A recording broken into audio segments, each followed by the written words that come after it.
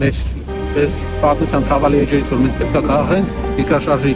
էջից, դա նաև որ մենք սեյսմիկ անվտանգության ու կազմակերպչական լուրջ հարցերով պետք է զբաղվենք։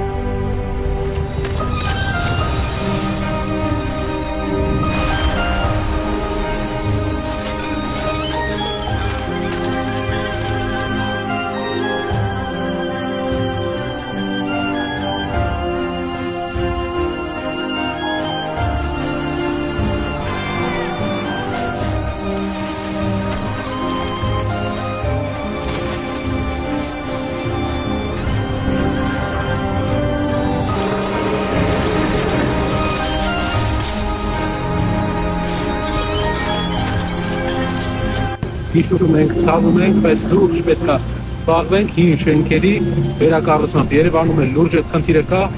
այսօր էլ Աստված չանի, այդպես վտանգ լինի, մենք պատրաստ չենք։